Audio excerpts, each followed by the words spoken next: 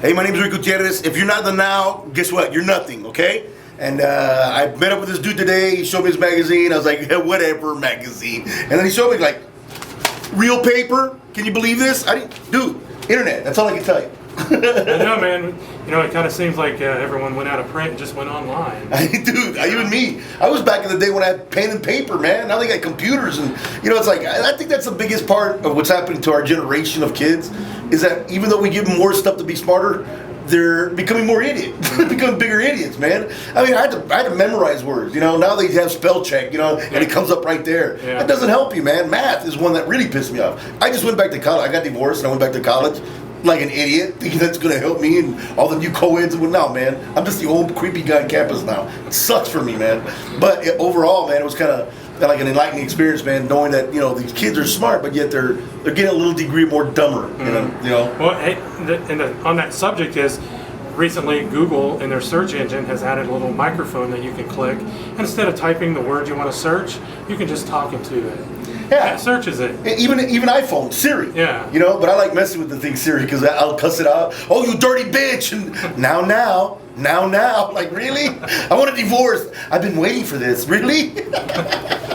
Technology's out. It's off the chain. It's a good thing, but for a guy that's my age, and I'm in my 40s, late 40s, and it's like. It's just so different from how I grew up, and that's how I base my show on that, is knowing that, the common sense is out the window. We have kids walking around, I call them little retarded people, because that's what they do. They have no common sense, You're not supposed to play video games for 18 hours a day, but as parents, we allow it, you know what I mean? Because that's the babysitter, For me, man, my babysitter was a rake and a mop. That's how I did things, man. You always had a rake and a mop, and that's how you always, ended up taking care of yourself, There was no idle time. They say idle times is, the devil's hands. Well, my hands were never idle, man. There was always shit to be picked up, always shit to do around the house, and I think that's what we're missing from our kids nowadays. I struggle sometimes when I see, my nephews, or sometimes even the guys that are older, like in their 30s, still playing this, man, And they're all married, my marriage's on the rocks, and it's like, maybe because you play video games instead of playing her. That would probably be the thing you would want to do, Definitely. So how's the big tour going with Gabriel? I've known Gabriel for a better part of about almost 15 years. He's one of my best friends and dearest friends too. He gets me for all intents and purposes, man. And the tour's been absolutely off the chain. We got back from Europe. We were in Norway, Holland, Sweden. Wow. Went to France. He vacationed in France for a few weeks. But through all this, one thing I tell you about Gabriel, he's one of the most humblest persons I've ever known in my life. He just, what you see on stage is the same person you get off stage. There's no, difference in that. And kind and generous, and people love him because he is that way. And I can't stress more than that. What kind of person he is. And me personally, I love him to death. One of my best friends. And just from my perspective tonight, all the comedians kind of just meshed really well together. And it seemed like you guys were just a family instead of a bunch of guys out on. Well, you know what happens to family, right? There's always those fights in the family, man. Yeah. But But you get over it though. Oh yeah, you get over it. You have to. I mean, we live in a bus, dude. So things go wrong. We make up. We kiss. It's not kiss like gay kissing. No, but you make up. And you move on with it. The rest of your life. But for the most part, it is a tight knit family. And like there's so many of us. People don't realize. For Gabriel, it's just not Gabriel and the Four Comics. Gabriel, for better word, is a businessman. He's got, 30, 40, 50 people that he employs, and that you never see. So to me, I think that's his greatest asset, that he's not only a great comic, but he's also a great businessman. He's got his own t-shirt line, fluffyshot.com. Go there and, it's t-shirts, but he's also in a market where he's selling to guys like you. Yeah, the bigger guy. Yeah, the bigger guy. Yeah. When there's that time you go to Big and Tall, and their shirts, but Gabriel's got a more hipper kind of image on it, man. So a lot of people do go online and shop, and eventually probably roll over and open a store or something, man. So it's a very cool thing. Now let's talk a little bit about your comedy background. When did you first know that comedy was something that you wanted to get into as like a profession? Oh, are you kidding me, dude? I was like, nobody wants to get into comedy. It just happens, And for me, I was always being a class clown. I was always a funny guy amongst people I knew, And I was a jury bailiff when I first started doing this. I worked for the sheriff's department. And one day I just got up and I started just, some guy goes, hey, why don't you go to open mic night sometime, And I went one night, and I think I did like 10 minutes of Ronald Reagan impersonations, during the time. That tells you how old I am. And I did those, 10 minutes, and the guy looked at me and goes, hey, you know what, man, there's something about you. Why don't you come back? And I said, yeah. So I kept on coming back, and 6 months later, I got my first TV show, which is called Culture Clash. It was in early 80s. And after that, I got HBO with the Latino Laugh Festival, and then just kept on going, and I got on the road, and, started touring. That's how I became a comic, man, Now, how would you compare the comedy scene toward, like, the music scene? I mean, both of you guys go out and do tours and stuff. Is it similar in certain ways? It's very much similar in certain ways. I mean, there's a lot of people, there's a lot of fun going on, but I think the hardest thing is keeping your eye on the ball. Mm-hmm. We're comics. It's a job, man, for a better reason. It's a fun job. We get to work, like 6 minutes. Me, I've been a headliner most of my life, so I work, an hour 20, hour 15. So it's a lot of material. It's a lot of material. It's a lot of thinking you have to do. Mm-hmm. And most comics, I always tell people, we're not stupid people, because we got to really have an insight of what the world is, like a snapshot of everything, to make fun of everything. Mm-hmm. I particularly choose to make fun of my life and what goes on and where I'm at, and how my kids are, and mm-hmm. how kids are, not the same, and all these retarded kind of things that we go through, man. And it works for me, Mm-hmm. And, but every show evolves. The next show I'm talking about is more about racism, the idiocy of it, and the pressure of knowing the world's gonna end. December 21st, the world's gonna end. My birthday, December 22nd. Oh, happy birthday! Oh man, pretty much. I'm gonna miss it. You have to celebrate a day. Yeah, I know. I'm gonna get wasted the whole month of December. Yeah, nice. But so far it's the whole thing about just being on the road and doing the things that we do, man. And being a comedian. There's so much that goes into it, man. And most of these guys, I mean, over my period of time. 20 years that I've been doing it, I've always seen guys come and go. Mm-hmm. Some really good, but they didn't have the staying power, because this is not something you make a lot of money on, Mm-hmm. You make a lot of money, but you have a lot of expenditures and stuff like that, so it gets kind of tricky. Mm-hmm. Now, do you see any part of the country that has a bigger comedy following than another part, like maybe the East Coast as opposed to the West Coast? Well, I mean, comedy's different on each coast, you know what I mean?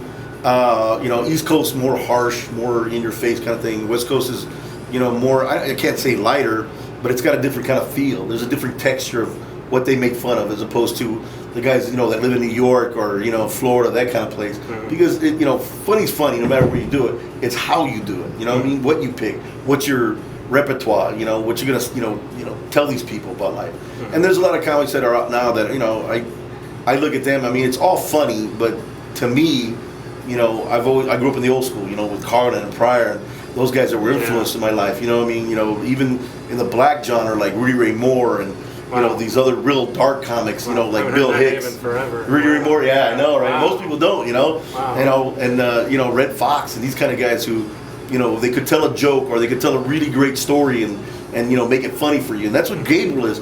He's one of the greatest storytellers I've ever met. When I met him the first time. Because I do a lot of sound effects and I do, voices, but he does it so much better. I mean, his storytelling ability is just unbelievable, man. I've seen him take something that happened, today, and take it on stage the same day and make it hilarious. Because his perspective, his idea of what funny is amazing, man. Mm-hmm. He's one of those guys, one of those rare guys that you would say, wow, that dude is funny, inside and out, man. And that's what he is, man. He's a funny cat. Mm-hmm. Now, how is like the social networks out there, Facebook and Twitter and stuff like that? How has that affected your career? See, that's the thing about it, man. I'm not really good with that because I'm so old school, And when I was coming up, it was the club that really promoted you, Mm-hmm. Now you have to create a following to bring with you, mm-hmm. And Gabriel, Gabriel and the rest of the crew, have actually helped me, maneuver through that. Through the time you even started with Facebook, where's that at now, Yeah. And then then you have.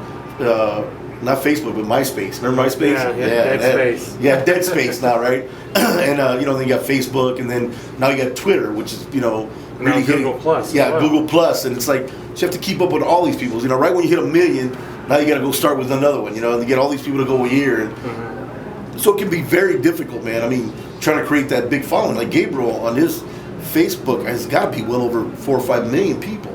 Easily. Yeah, easily, and then he's got Twitter now.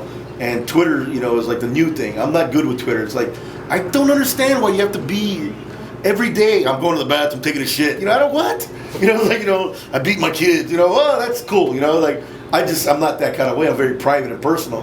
But people sometimes overextend themselves, and you know, you read some of the stuff like, you know, wow, man, you know, I text them back, hey, you got to get therapy, dog. You know, I see you with a noose around your neck soon. You know, it's like, so that kind of stuff kind of gets kind of silly to me. You know, and you know, just knowing that I'm more of that kind of older guy. That, you know, your personal life is your personal life. And lately here with these, you know, internet, you know, social networks, your whole life is open. The whole life is open to everybody that's around you, you know? And it kind of just strikes me as a silly thing that all these things would be talked about. All these things are, you know, an issue during your life, you know? It's like, you know, and I had I text some girl the other day off of Facebook, and, you know, they hit them up, and I tell them thank you for coming out, but I look through their Facebook sometime, and I said, congratulations on your kid. And she texts me back, how do you know? How do you know I have a kid? Like, it's right there on page 2. You know what I mean? The whole world knows. Yeah, the whole world knows. You know, it's like, and it's funny because the days of going out and meeting somebody and you know having that conversation, those days are over. You know what I mean? It's people don't realize, man. It's like most conversations are held through, you know, texting.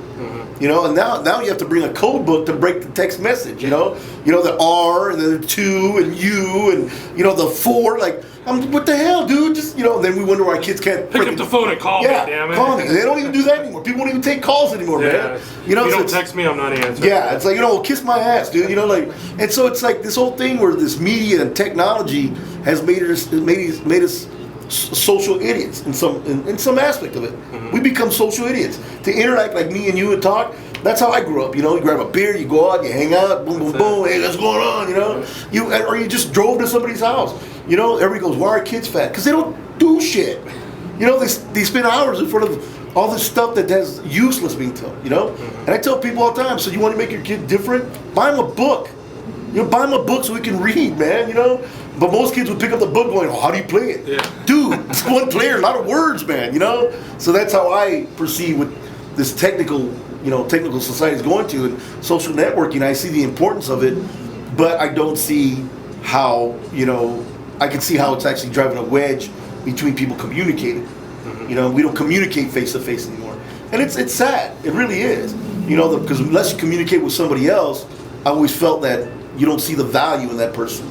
You know, does that make sense? Yeah, definitely. The emotional, you know, you see their face, you talk to them. I'm right there with you. I'm 42, so. Yeah, I mean, you know, but grew up the same area. Most people don't realize that that's going on, you know, or that's happening within, you know, this stage of the game, you know. And I always say comics are like force leaders too. It's not only see what's happening now, but see what's happening down the road a piece. You know, that's our job. It's like, you know, how do you come up with more material? Well, it's not what's happening right now. What's going to happen, you know, in the future, what your idea of the future is going to look like, or how you think, you know, philosophy is going to change, or ideology is going to change. That's what a comic does. We kind of forecast that for you through humor. If you look at Carlin, he did that. You know, Pryor did it. A lot of the great comics, you know, like Bill Hicks, you know, and his whole idea of where weed was going, you know, and here we are, you know, after his death, and they're all trying to make pot legal now, you know, and so it's kind of weird, man, you know, and that's, I think that's a mark of a great comic, is to be that prophet, if you may, you know, of comedy, you know, see what's of the world and see what's going on.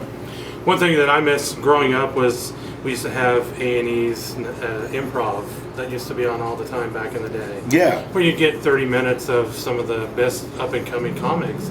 We kind of lost that where, you know, it kind of got off the mainstream, and, you know, it kind of went just comedy specials every now and then. Yeah. Do you see that maybe coming back? You know, Gabriel's got this new show coming out, and we said it was last year, he's got it this year, and I'm very privileged to, you know, kind of be a part of that. And, you know, he's bringing back what used to be funny.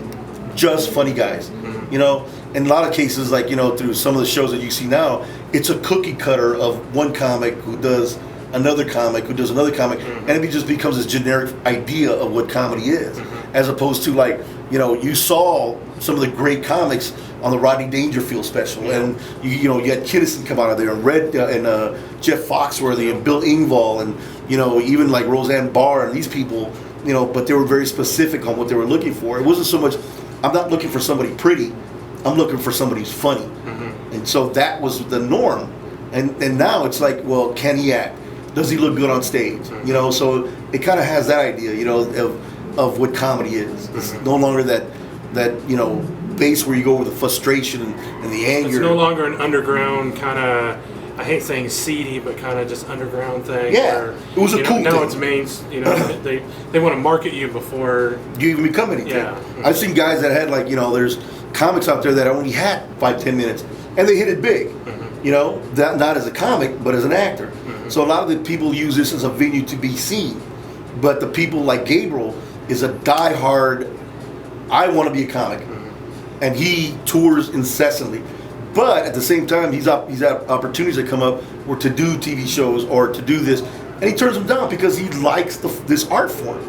He loves the base of going out there and talking about things and, you know, and for the most part, putting things out there that people aren't seeing, or, you know, and he does it in a very funny way. I mean, like in this particular show that he's written, you know, for this show coming up as a special, you know, he talks about, you know, the Middle East in a very, not a positive, well, a positive way, for a better word, you know, about his experience over there, or, you know, the thing of, you know, with gay people, you know, and how, you know, how not to judge them or prejudge them, you know what I mean? So it's a very eclectic way in a very harsh kind of format. Not harsh format, but I mean a format that he can give his idea about it. And it's hilarious because he's not taking one side or the other, he's telling what his experience was. And I always thought that was a really good way of getting ideas out there that were, you know, kind of not palatable for people at times, you know? Yeah. And he does it so well. He does it through, you know, his art form is through voices and, you know, context and the idea of it just being funny. And that's why I think he's going to be not only one of the iconic comics in the future, but he's also going to be one of those guys that in the business itself, he's going to be, you know, he produces stuff now and he's putting Latinos out there, which is a good thing. Yeah. You know, I mean, Latinos is not his main, you know, format, but I mean, he does help a lot of Latinos move up into the forefront. You know, I mean, as opposed to George, who, you know, doesn't really believe in that kind of ideology. You know, he said it, Howard Stern really doesn't, you know, see, you know, they're going to help a Latino comic out. You know, you saw how many Mexicans were on Gabriel's show. And the bonus is that we're friends too, you know, and that makes it even more comfortable. So what's next for you after this tour? You're going to maybe do some headlining shows? Yeah, you know, we're going to be on hiatus from June all the way through the end of August, you know, August, September. And then, you know, we pick up the tour again, you know. And it's, like I said, man, you know, I'm going to be doing a lot of headlining dates. I'll be here in Wichita. Nice. The 25th to the 28th at Looney Bin's Comedy Club. Nice. And if you can do that, come see me. I'm funny. But it's like, you know, and I get to... He definitely is. You know what? He's a liar. I never liked this dude anyway. Can I have my money now for doing this interview? Yeah, whatever, man. But it's like one of those things... Can you break him, dollars? Can you break him? Really, asshole? Now you're going to treat me like a Mexican? But it's that kind of, you know... And for me, it's like I do a lot of writing. You know, really got into the idea of writing scripts and trying to, you know, produce something that way. I kind of look at Tyler Perry as how I look at who I am as a Mexican. Tyler Perry produces movies that, you know, it's black. Put it this way, he writes a script, but you could put anybody in the script: black people, white people, you know, Mexicans, whatever, because it's just a really strong script. And then, you know, it's like it's palatable for everybody. That's the reason it's gone so mainstream. And I think Latinos have been lagging behind in that area. Or people want to shove us into the icebox going, well, no, you're Mexicans. You need to be doing this. You know, you got to talk like this. You got to have the burro. You got to smoke the weed. Tú sabes. You know, like, and that's not us, man, you know.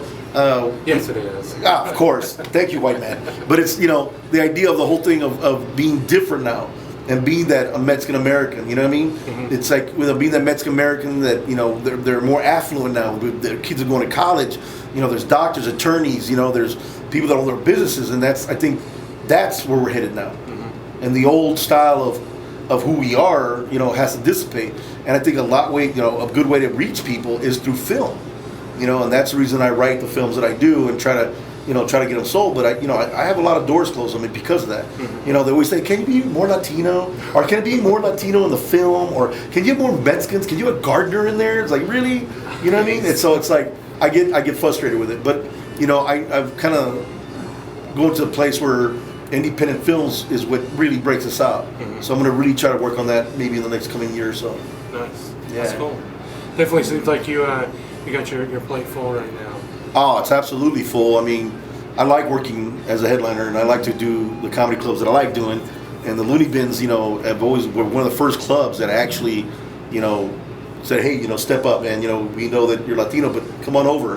Let's see what you can do. And I've always had great shows there. I've never had a complaint. Always have sold out shows. And Mark, the owner of the comedy club, and he's a great guy. Yeah, he's a great guy, man. Crazy, but great.